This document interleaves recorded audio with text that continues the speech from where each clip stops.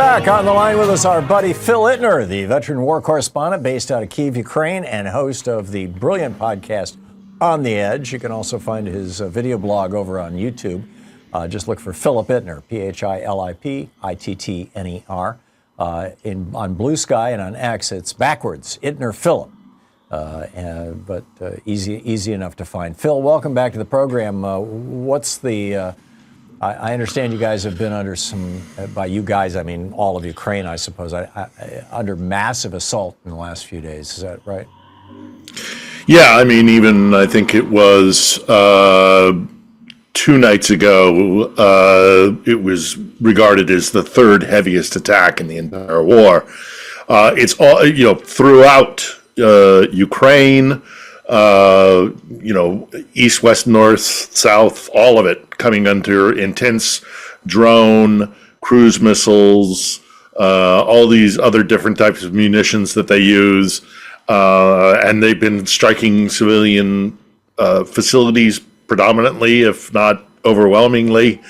And, it's clearly in response to what has been happening with, the Trump administration's attempt to get some sort of negotiation started. Of course, shamefully, we haven't spoken since, shamefully Trump, welcomed Putin in Alaska. Then, of course, the Zelensky meeting in which, this massive showing of support by European leaders who dropped everything at a moment's notice and flew over with Zelensky to provide him support.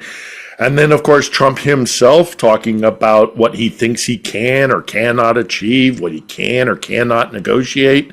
And all the while, the Kremlin, the criminal in the Kremlin is sitting back and looking like the cat that ate the cream.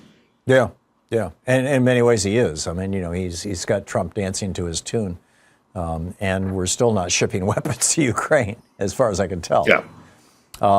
Were you in Ukraine before the war started?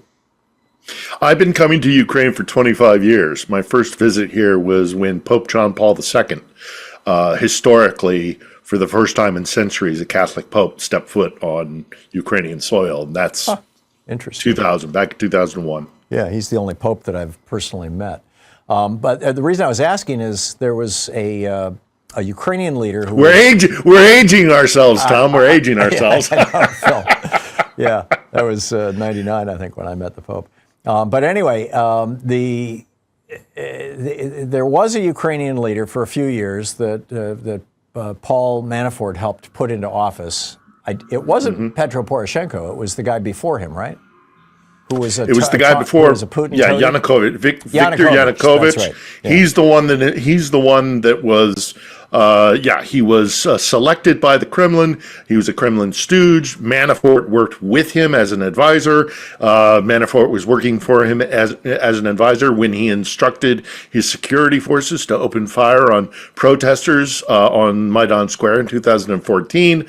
And he's the guy that was driven out of this country by a lawful and legal vote of the legislative body, the Rada, the parliament, and he currently is living in exile in Russia. So I'm curious, Phil. We have now here in the United States a president who's clearly a client of Putin, or at the very least a friend of Putin, or an aspirant to Putin's status.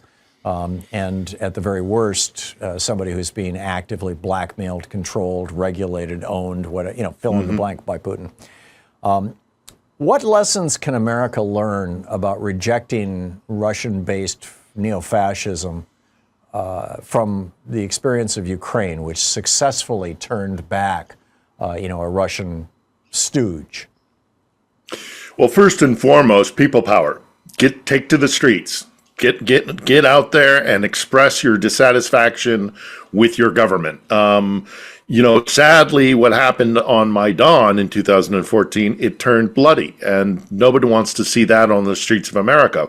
But it did show that by coming out in large numbers and expressing your right to free speech and your right to assembly, that you can make those in the halls of power second guess their decisions. I mean, even just recently, and I'm not making any comparison to Yanukovych with Zelensky. I mean, Zelensky passed a law that the people of Ukraine did not like, and so they took to the streets. And Zelensky, observing this, and it's cynically, cynically you could say maybe for other reasons, but it's one way or the other. He backed down and he saw the will of the people. So make sure that your voice is heard. There's an information war going on, and it is intense, and you need to be media savvy. You need to, don't just go by headlines or clicks or what you see in the first graph of a news story. Dig deeper. Don't just take one source at all. I mean, I can't stress enough how important that the information war is and the Russians are extremely good at it, and they have been using it on Western countries, including the United States, for quite some time. So that's just two things off the top of my head. Yeah. Hey, if you snore now, you're at a heightened risk of requiring a CPAP machine later. So now is the time to stop snoring. And one of the fastest, smartest, easiest ways to stop snoring is Zypa. Zypa is the comfortable, doctor-designed mouthpiece that can stop snoring as fast as the first night. Don't be fooled by imitators. Zypa was proven in a 600-patient clinical trial. And with over 500,000 units sold, Zypa is the stop snoring device that I trust.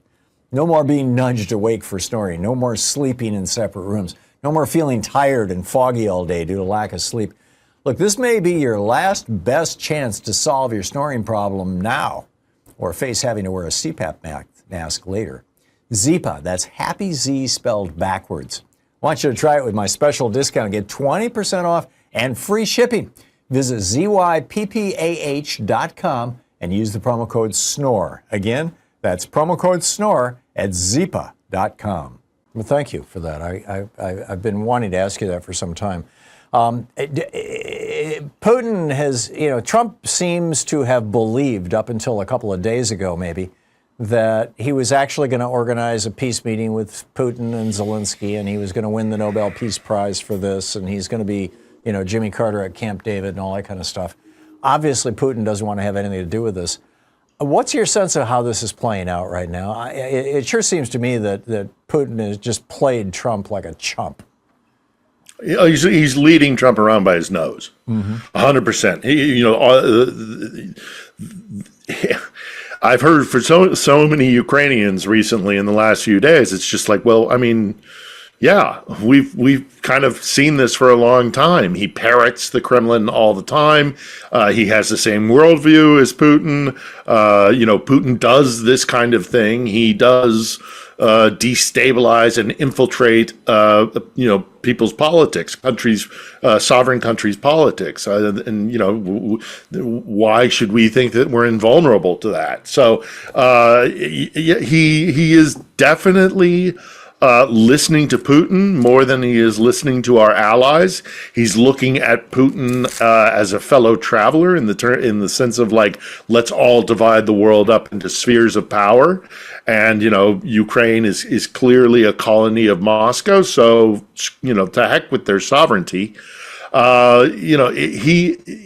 Trump is, I'm sorry, he is compromised. I don't know to what. I don't know what the level. I don't know what to what level. I don't know what the sourcing of the compromise is. Whether it's just again they're fellow travelers and they see the world the same way, or whether or not Putin has something on Trump or is exerting influence on Trump with some sort of compromise. I mean, we just don't know. But there are too many Russians and former Soviet operators within Donald Trump's sphere of influence, going way back before even his presidency.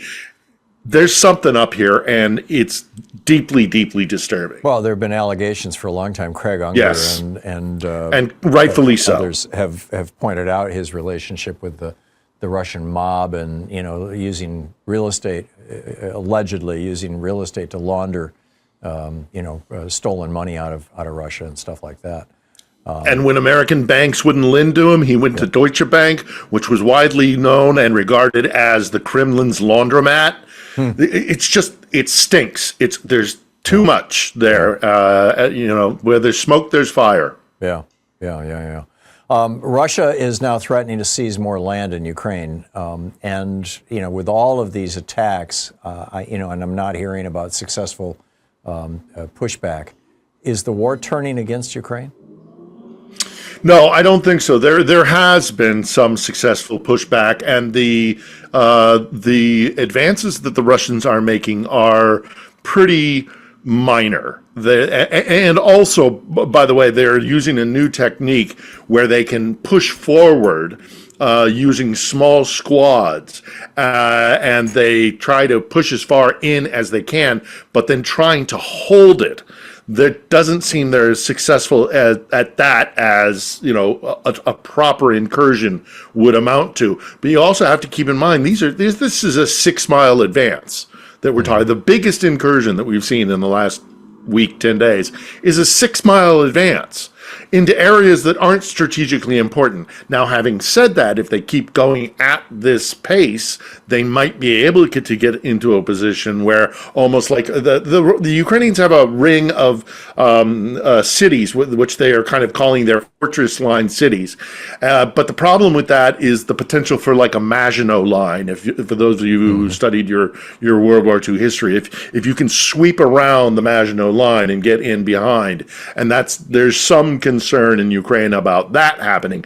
But the more troubling thing is the fact that one of the demands that the Russians are putting forward in any kind of diplomatic negotiation, one of the first things they say is that you have to cede Kiev, have to cede territory that we haven't even militarily taken. And that's on its face ridiculous. It would be like taking San Diego and saying, we've got San Diego, so give us California. Right. But what's more troubling about it is that not only is it a ridiculous demand, but also that territory that they're asking for, demanding, is where Ukraine has built for years and years, going back of almost a decade. They've been building infrastructure and defensive lines there. If they just hand that over to Moscow, they are going to be in such a massively precarious security situation that in 2, 3, 5, 10 years or whatever, Moscow will just come back, and they will have a much easier route into the more strategic areas, including all the way to the capital, potentially. The Ukrainians know this very well, and they're not, it's a non-starter. It's an absolute non-starter. The Kremlin knows this as well. This is, in so many ways, this is Vladimir Putin playing for time, hoping that he can divide the Western alliance, that he can continue to make gains on the battlefield. There are many reports that the Russians still believe that they can break the Ukrainians. That's a very bad interpretation of what the situation is with the armed forces of Ukraine. They've got a lot of fight left in them. Vladimir Zelensky even saying, by their estimates, it would take another 4 years to get what it is that they are demanding in a negotiated settlement. This is the Thom Hartmann Program. Phil Ittner. You can catch his video blog over on YouTube and check out his podcast, On the Edge. Phil, thanks a lot for dropping by. Always a pleasure. Always a good talk.